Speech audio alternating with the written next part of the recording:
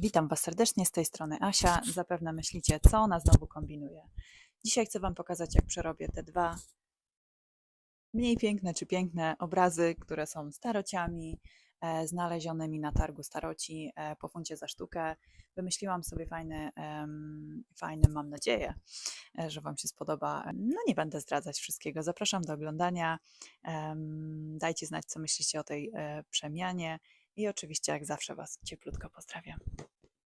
Do zrobienia tych obrazków przydał mi się perlit, kora. To jest taka zwykła kora, w której sadzimy storczyki. Ja akurat ją mam, ponieważ mam dużo kwiatów, więc zawsze ją dodaję do ziemi, żeby była troszkę luźniejsza. Farba, którą malujemy w ściany w domu, więc została nam stara jakaś resztka, więc też to wykorzystam.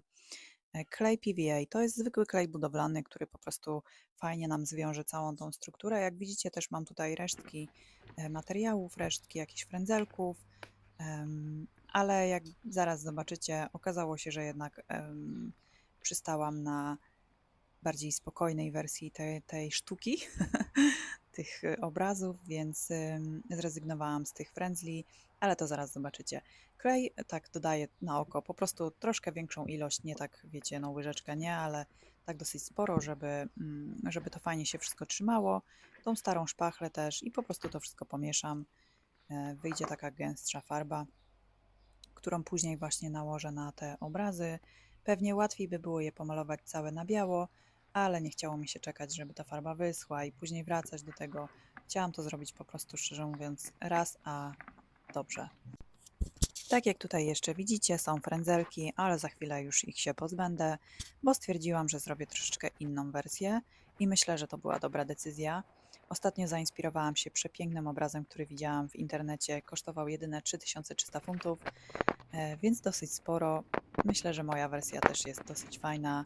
Oczywiście dajcie znać, co myślicie o tej mojej sztuce.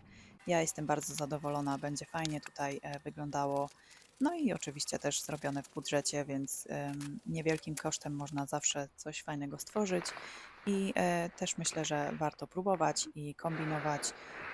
Zawsze można to zmienić, zawsze można wrócić jakby, tak jak tutaj przykleiłam te frędzerki, ale stwierdziłam, że jednak one nie pasują do tego, co chciałam, więc to zmieniłam. No i widzicie, bawię się tutaj właśnie tą strukturą, perlit, no a później będę dodawać tą korę i przez to, że jest właśnie tutaj grubsza warstwa tej farby, tej mazi takiej, to wszystko bardzo fajnie się przykleiło.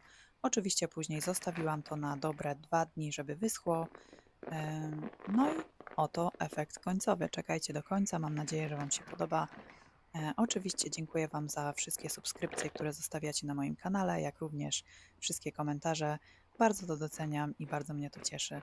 Serdecznie Was pozdrawiam i do zobaczenia w kolejnych moich wariackich przemianach i filmach. Do zobaczenia, hej!